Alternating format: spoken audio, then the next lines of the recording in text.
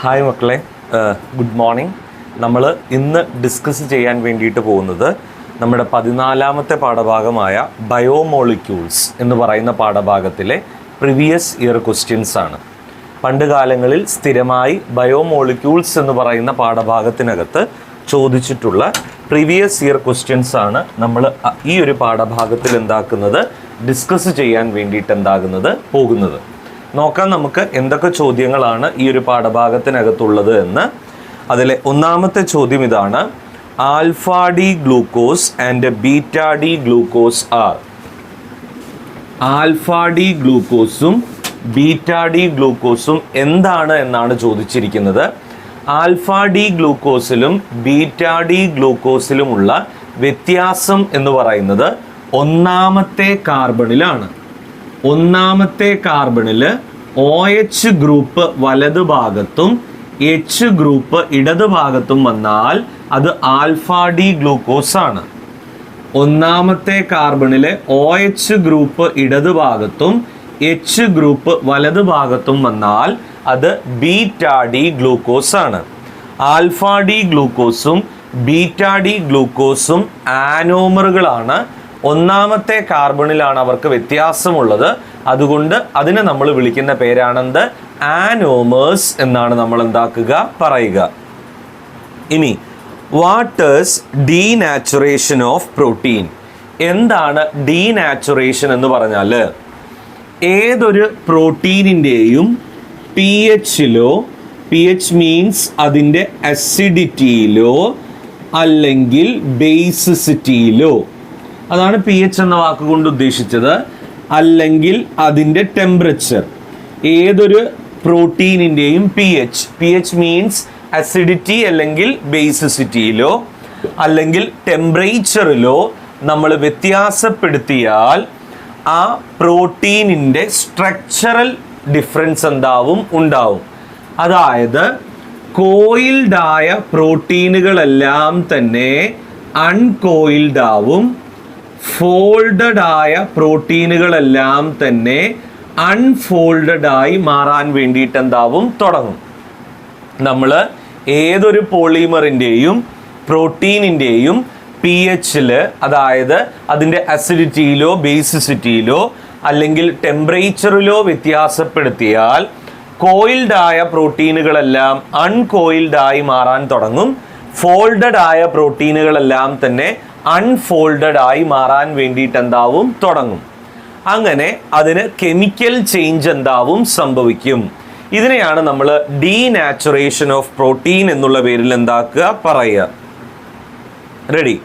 ഇനി അതിൽ C question ഇതാണ്: differentiate between nucleoside and nucleotide.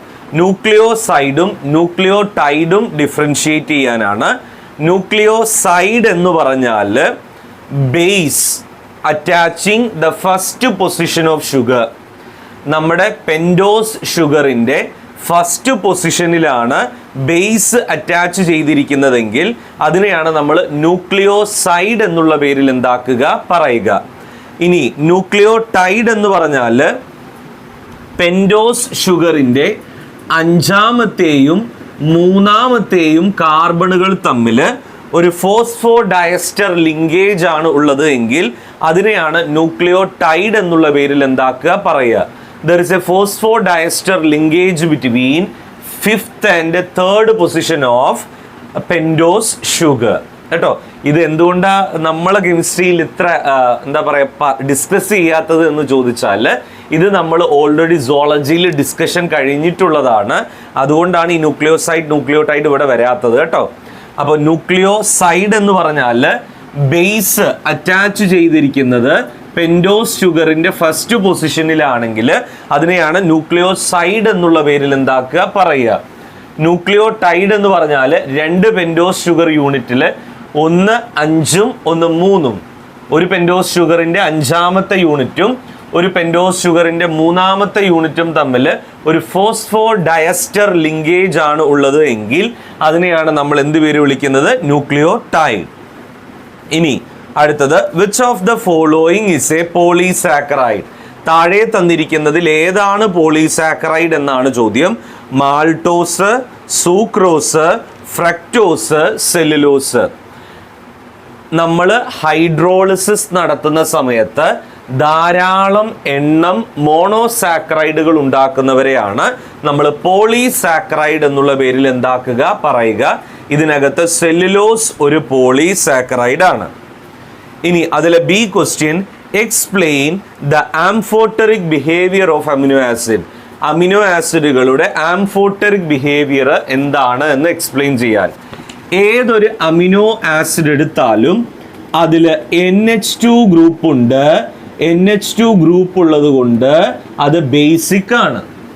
അതോടൊപ്പം തന്നെ അമിനോ ആസിഡുകൾ നമ്മൾ എടുത്തു നോക്കുന്ന സമയത്ത് അതിൽ കാർബോക്സിലിക് ആസിഡ് ഗ്രൂപ്പ് ഉണ്ട്. കാർബോക്സിലിക് ആസിഡ് ഗ്രൂപ്പ് ഉള്ളത് കൊണ്ട് അതെന്താണ്, അസിഡിക് ആണ്. അപ്പോൾ അസിഡിക് ആയ ഒരു ഫങ്ഷണൽ ഗ്രൂപ്പും ബേസിക് ആയ ഒരു ഫങ്ഷണൽ ഗ്രൂപ്പും ഉള്ളത് കൊണ്ട് എല്ലാ അമിനോ ആസിഡുകളും എന്തായിരിക്കും, സാൾട്ട് പോലെയാണ് എന്താവുക, പ്രവർത്തിക്കുക.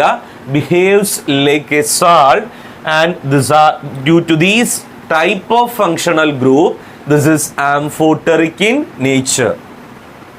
ഇനി മൂന്നാമത്തെ ചോദ്യത്തിലേക്ക് കടന്നു വരുമ്പോൾ, proteins are biomolecules. What is denaturation of protein? എന്താണ് ഡീനാച്ചുറേഷൻ ഓഫ് പ്രോട്ടീൻ എന്ന് പറഞ്ഞാൽ, നോക്കൂ മക്കളെ, നമ്മൾ ഏതൊരു പ്രോട്ടീനിൻ്റെയും pHലോ ടെമ്പറേച്ചറിലോ വ്യത്യാസപ്പെടുത്തുമ്പോൾ അതിൻ്റെ സ്ട്രക്ചറൽ ഡിഫറൻസ് എന്താവും, അറൈസ് ചെയ്യും. കോയിൽഡ് ആയ പ്രോട്ടീനുകളെല്ലാം അൺകോയിൽഡ് ആവും. ഫോൾഡഡ് ആയ പ്രോട്ടീനുകളെല്ലാം തന്നെ അൺഫോൾഡഡ് ആയി മാറാൻ വേണ്ടിയിട്ട് എന്താവും, തുടങ്ങും. റെഡി? അങ്ങനെ കെമിക്കൽ ചേഞ്ച് എന്താവും, സംഭവിക്കും. അതിനെയാണ് ഡീനാച്ചുറേഷൻ ഓഫ് പ്രോട്ടീൻ എന്നുള്ള പേരിൽ നമ്മൾ എന്താക്കുന്നത്, പറയുന്നത്. ബി, മാച്ച് ദ ഫോളോയിങ് ആണ്. ഉറപ്പായും ബയോമോളിക്യൂൾസ് എന്ന് പറയുന്ന പാഠഭാഗത്തിനകത്ത് നിന്ന് ഒരു മാച്ച് ദ ഫോളോയിങ് നിങ്ങൾ എന്താക്കണം, പ്രതീക്ഷിക്കണം. മാച്ച് ദ ഫോളോയിങ്ങിൽ ആദ്യത്തത് വൈറ്റമിൻ എ ആണ്. വൈറ്റമിൻ എ കൊണ്ടുണ്ടാകുന്ന ഡിസീസ്, വൈറ്റമിൻ എ കൊണ്ടുണ്ടാകുന്ന ഡിസീസ് എന്ന് പറയുന്നത് ഇതാണ്. ഏതാണ്? Night blindness. ഇനി സ്റ്റാർച്ച്. സ്റ്റാർച്ചിന് രണ്ട് കമ്പണന്റുകളാണുള്ളത്. One is amylose and another one is amylopectin. അപ്പോൾ സ്റ്റാർച്ച് നിങ്ങൾക്ക് മാച്ച് ചെയ്യേണ്ടത് ഏതുമായിട്ടാണ്? അമൈലോസുമായിട്ടാണ്. സ്റ്റാർച്ചിന് രണ്ട് കമ്പണന്റുകളാണുള്ളത്. ഒന്ന് അമൈലോസും മറ്റൊന്ന് അമൈലോപെക്റ്റിനും. അതിൽ അമൈലോസുമായിട്ട് നിങ്ങൾക്ക് മാച്ച് ചെയ്യാം. ഇനി ആൽഡോഹെക്സോസ്, 6 കാർബൺ അടങ്ങിയ ആൽഡിഹൈഡ് ഗ്രൂപ്പ് ഉള്ളവരെ നമ്മൾ വിളിക്കുന്ന പേരാണ് ആൽഡോഹെക്സോസ്. ആൽഡോഹെക്സോസ് ആണ് നമ്മളെ ഗ്ലൂക്കോസ്. റെഡി?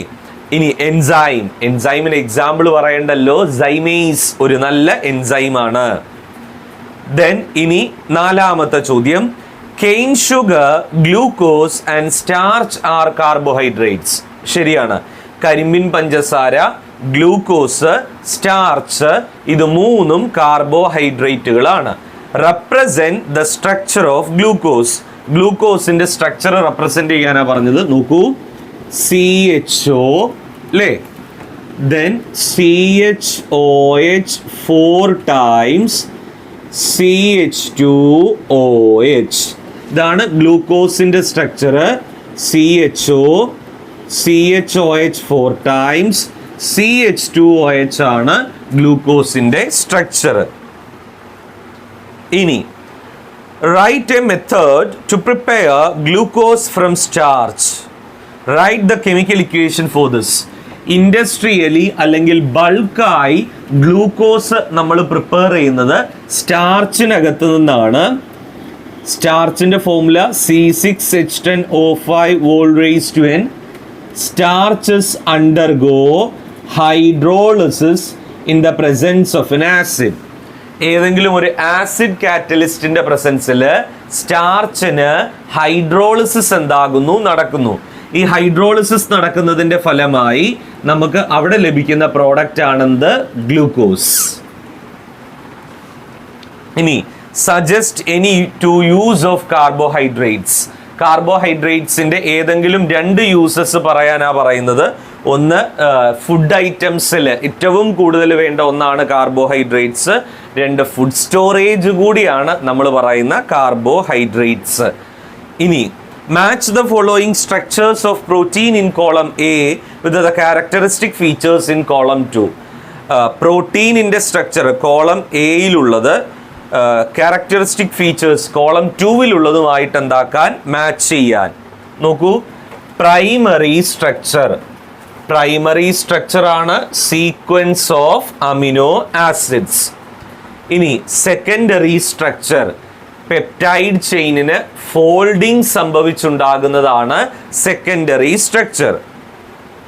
ഇനി ടെർഷ്യറി സ്ട്രക്ചർ, ഫൈബറസ് പ്രോട്ടീനുകളും ഗ്ലോബുലാർ പ്രോട്ടീനുകളുമാണ് നമ്മൾ പറയുന്ന ടെർഷ്യറി സ്ട്രക്ചർ. ഇനി ക്വാട്ടേണറി സ്ട്രക്ചർ എന്ന് പറഞ്ഞാൽ the spatial arrangement of polypeptide chains by sub units ആണ് നമ്മൾ പറയുന്ന ക്വാട്ടേണറി സ്ട്രക്ചർ. എന്ത് എളുപ്പത്തിലാണ് പറഞ്ഞു തീർക്കുന്നത് അല്ലേ? നോക്കൂ, ഇതൊക്കെ ഇതേപടി തന്നെ ഓർത്തിരുന്നാൽ തന്നെ വളരെ അഡ്വാൻറ്റേജ് ആണ് കേട്ടോ. ഇനി carbohydrates are broadly divided into monosaccharide, oligosaccharide, polysaccharide. Write one example for each of monosaccharide and oligosaccharide. മോണോസാക്കറൈഡിനും ഒലിഗോസാക്കറൈഡിനും ഓരോ ഉദാഹരണങ്ങൾ വീതം പറയാനാ പറയുന്നത്. മോണോസാക്കറൈഡിന് നമ്മൾ പറയുന്ന എക്സാമ്പിൾ ആണ് ഗ്ലൂക്കോസ്, അതോടൊപ്പം തന്നെ ഫ്രക്ടോസ്. ഇനി ഒലിഗോസാക്കറൈഡിന് നമ്മൾ പറയുന്ന എക്സാമ്പിൾ ആണ് സൂക്രോസ്, അതോടൊപ്പം തന്നെ നമ്മൾ പറയുന്ന മറ്റൊന്നാണ് മാൾട്ടോസ് കേട്ടോ. മോണോസാക്കറൈഡുകളാണ് ഗ്ലൂക്കോസും ഫ്രക്ടോസും, ഒലിഗോസാക്കറൈഡുകളാണ് സൂക്രോസും മാൾട്ടോസും. ഇനി പോളിസാക്കറൈഡ് ചോദിച്ചാലോ സ്റ്റാർച്ച്, സെല്ലുലോസ്, ഗ്ലൈക്കോജൻ. ഇനി write any one method of preparation of glucose. ഗ്ലൂക്കോസിന്റെ പ്രിപ്പറേഷൻ മെത്തേഡുകൾ പറയാനാണ്. ഒന്ന്, പഞ്ചസാര വെള്ളത്തിൽ C12H22O11 പഞ്ചസാര വെള്ളത്തിൽ, പഞ്ചസാര പ്ലസ് വെള്ളം പഞ്ചാര വെള്ളം, പഞ്ചസാര വെള്ളത്തിൽ നമ്മൾ ഈസ്റ്റ് ചേർക്കുന്നു. ഈസ്റ്റിലെ ഇൻവെർട്ടേസ് എന്ന് പറയുന്ന എൻസൈമിൻ്റെ സഹായത്താൽ അത് ഗ്ലൂക്കോസും ഫ്രക്ടോസുമായിട്ട് എന്താകുന്നു, മാറുന്നു. ഇതിനെയാണ് നമ്മൾ ഫെർമെൻറ്റേഷൻ ഓഫ് ഷുഗർ എന്നുള്ള പേരിൽ എന്താക്കുക, പറയുക. പഞ്ചസാര വെള്ളത്തിൽ ഈസ്റ്റ് ചേർക്കുന്ന സമയത്ത് ഈസ്റ്റിലെ ഇൻവെർട്ടേസിൻ്റെ പ്രസൻസിൽ അത് ഗ്ലൂക്കോസും ഫ്രക്ടോസുമായിട്ട് എന്താകുന്നു, മാറുന്നു. ഇതിനെയാണ് നമ്മൾ ഫെർമെൻറ്റേഷൻ എന്നുള്ള പേരിൽ എന്താക്കുക, പറയുക. രണ്ടാമത്തേത് സ്റ്റാർച്ചിനെ ഹൈഡ്രോലൈസ് ചെയ്യുന്ന സമയത്ത് അത് ഗ്ലൂക്കോസ് ആയിട്ട് എന്താവും, മാറും. ഇങ്ങനെയാണ് നമ്മൾ ബൾക്കായിട്ട് ഇൻഡസ്ട്രിയലി എന്താക്കുന്നത്, പ്രിപ്പയർ ചെയ്യണത്. ഇനി what is a peptide linkage? Peptide linkage എന്ന് പറഞ്ഞാൽ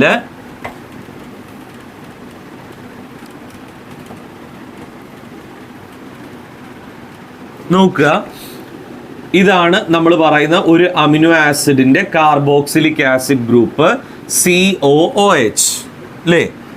ഇതാണ് മറ്റേ അമിനോ ആസിഡിന്റെ അമിനോ ഗ്രൂപ്പ് NH2. ഇതൊരു അമിനോ ആസിഡാണ്, ഇതൊരു അമിനോ ആസിഡാണ് കേട്ടോ.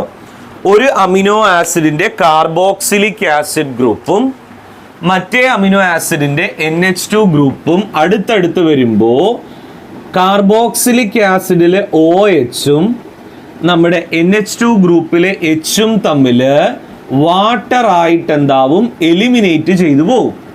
ബാക്കി എന്താ ഉള്ളത്, CONH എന്ന് പറയുന്ന ബോണ്ട് ഫോം ചെയ്യാൻ വേണ്ടിയിട്ട് എന്താവും, തുടങ്ങും.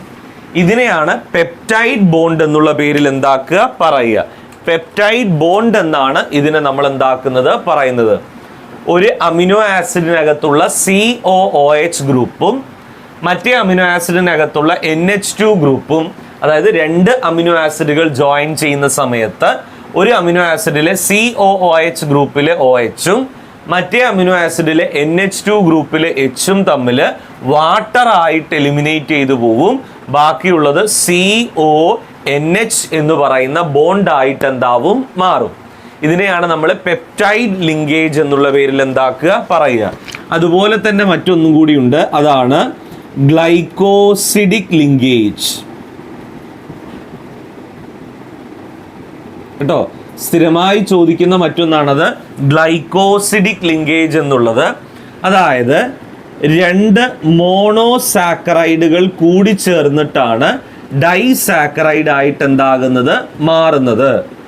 ഇവിടെ മോണോസാക്കറൈഡുകൾ തമ്മിൽ പരസ്പരം കൂടിച്ചേരുമ്പോൾ ഒരു മോണോസാക്കറൈഡിലെ Hഉം മറ്റേ മോണോസാക്കറൈഡിലെ OHും തമ്മിൽ വാട്ടറായി എലിമിനേറ്റ് ചെയ്തു പോവുകയും അവിടെ ഒരു ഓക്സൈഡ് ലിങ്കേജ് ഉണ്ടാവുകയും ചെയ്യും.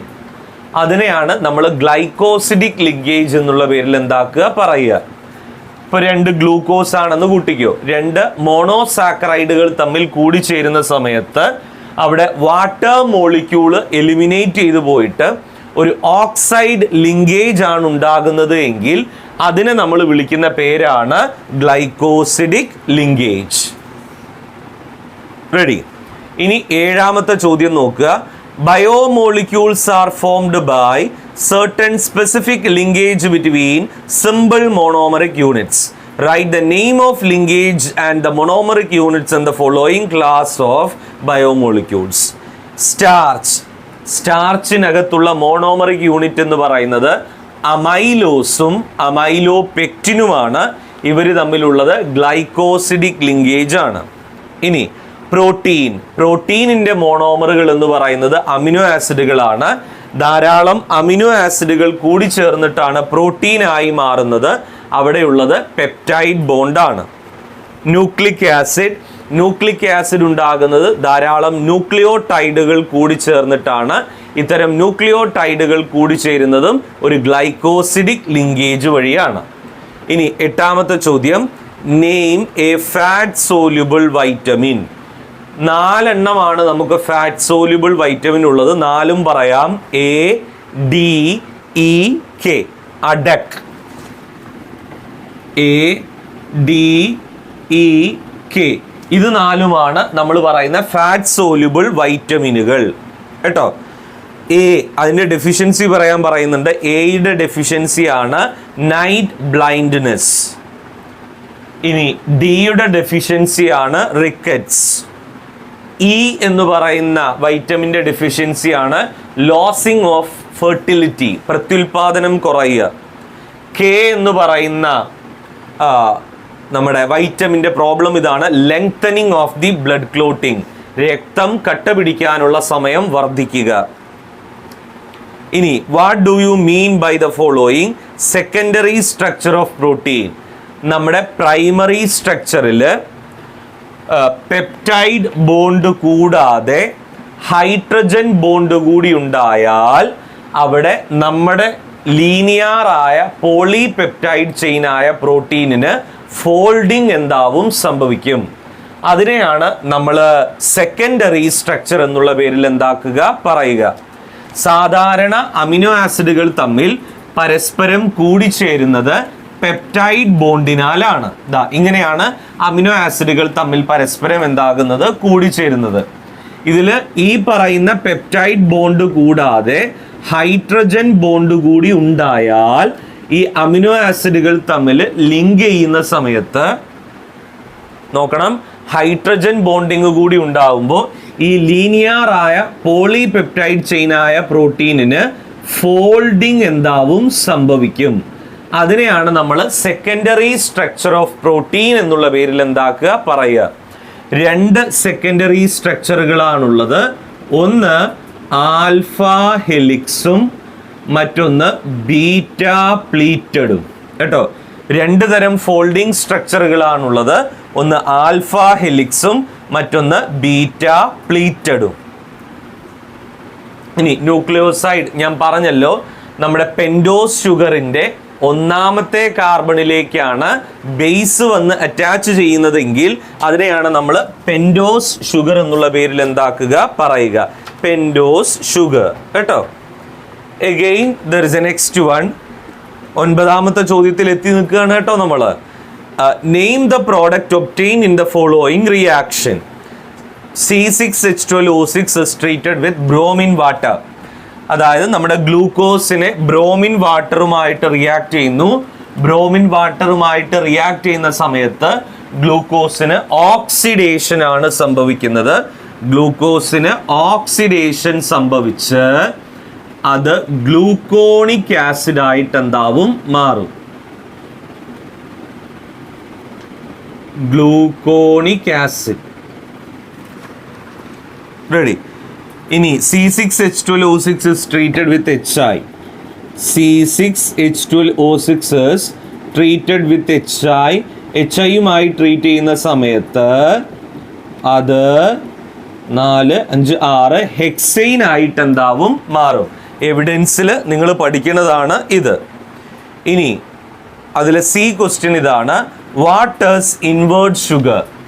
നമ്മുടെ സ്റ്റാർച്ചിനെ C6H10O5 സ്റ്റാർച്ചിനെ നമ്മൾ ഹൈഡ്രോലൈസ് ചെയ്യുന്ന സമയത്ത് അത് ഇക്യുമോളാർ മിക്സ്ചർ ഓഫ് ഗ്ലൂക്കോസും ഫ്രക്ടോസുമായിട്ട് എന്താവും മാറും.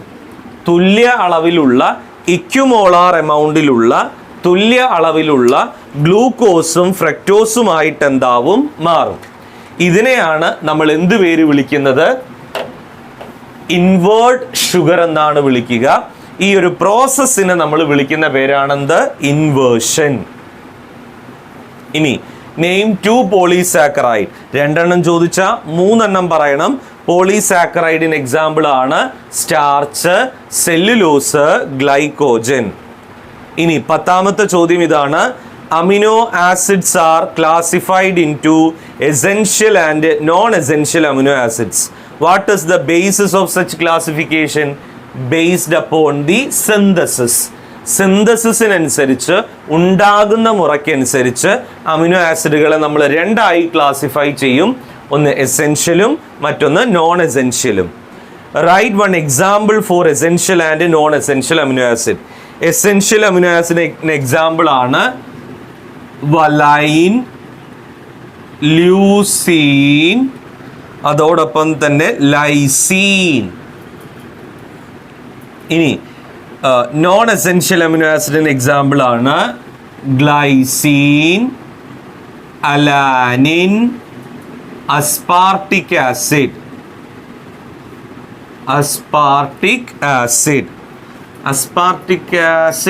glutamic acid. aspartic acid എനിക്കൊരു ഡൗട്ട് ഉണ്ടടാ. glutamic acid is a confirmed one. ഇനി write any 2 difference between RNA and DNA.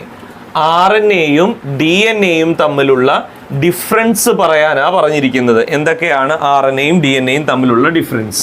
അപ്പോൾ നമുക്കൊരു ടാബുലാർ കോളം പോലെ തന്നെ ചെയ്യാം. DNA, RNA.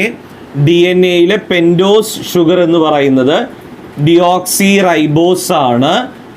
RNAയിലെ ഷുഗർ എന്ന് പറയുന്നത് റൈബോസ് ഷുഗർ ആണ്. റെഡി. DNA-ക്കകത്തുള്ള പിരമിഡീൻ ബേസുകൾ എന്ന് പറയുന്നത് സൈറ്റോസിനും തയമിനുമാണ്. RNA-ക്കകത്തുള്ള പിരമിഡീൻ ബേസുകൾ എന്ന് പറയുന്നത് യുറാസിലും സൈറ്റോസിനും ആണ്. DNA-ക്കകത്തുള്ള പ്യൂരീൻ ബേസുകൾ എന്ന് പറയുന്നത് അഡനിനും ഗുവനിനുമാണ്. RNA-ക്കകത്തുള്ള പ്യൂരീൻ ബേസുകൾ എന്ന് പറയുന്നത് അഡനിനും ഗുവനിനുമാണ്. DNA എന്ന് പറയുന്നത് ഡബിൾ സ്ട്രാൻഡഡ് ആണ്. RNA എന്ന് പറയുന്നതാകട്ടെ സിംഗിൾ സ്ട്രാൻഡഡും. DNA-ക്കകത്ത് റെപ്ലിക്കേഷൻ പോസിബിൾ ആണ്. RNA-ക്കകത്ത് റെപ്ലിക്കേഷൻ എന്താവില്ല, നടക്കില്ല. റെഡി. ഇനി അവസാനത്തെ ചോദ്യത്തിൽ എത്തി നിൽക്കുന്നു sir. Proteins are important polymers of biological systems. What is denaturation of protein? ഞാൻ പറഞ്ഞു കഴിഞ്ഞതാണ്.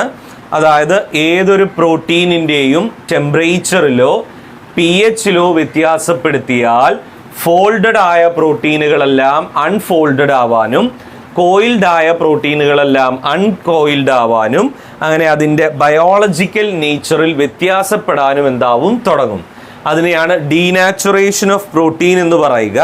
അതിന് എക്സാമ്പിളാണ് coagulation of egg white on boiling. മുട്ടയുടെ വെള്ള പുഴുങ്ങുന്ന സമയത്ത് സോളിഡായി മാറുന്നത്, അല്ലേ, ചൂടാക്കല്ലേ ചെയ്യുന്നത്. കേർഡിങ് ഓഫ് മിൽക്ക്, പാല് അതിനകത്ത് ഉറയൊഴിക്കുമ്പോൾ അല്ലെങ്കിൽ അതിൽ നാരങ്ങാനീര് ചേർക്കുമ്പോൾ അത് തൈരാവുന്നത്. മറ്റൊന്ന് formation of cheese when an acid is treated with milk.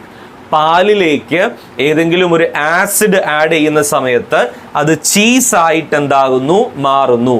ഇതെല്ലാം തന്നെ നമ്മൾ ഈ പറയുന്ന ഏതിന് എക്സാമ്പിളുകളാണ്? ഏതിന് എക്സാമ്പിളുകളാണ്? പറ, ഏതിന് എക്സാമ്പിളുകളാണ്? ഡീനാച്ചുറേഷൻ ഓഫ് പ്രോട്ടീനിന് എന്താണ്? എക്സാമ്പിൾ ആണ്. അപ്പൊ ഇത്രയും പറഞ്ഞ കാര്യങ്ങൾ എല്ലാവർക്കും ക്ലിയർ ആയി എന്ന് വിചാരിക്കുന്നു. ഇത്രയുമാണ് നമുക്ക് ബയോമോളിക്യൂൾസ് എന്ന് പറയുന്ന ചാപ്റ്ററിൽ ചോദിച്ചിരിക്കുന്ന പ്രീവിയസ് ഇയർ ക്വസ്റ്റ്യൻസ് കേട്ടോ. താങ്ക് യു മക്കളെ, thank you all of U.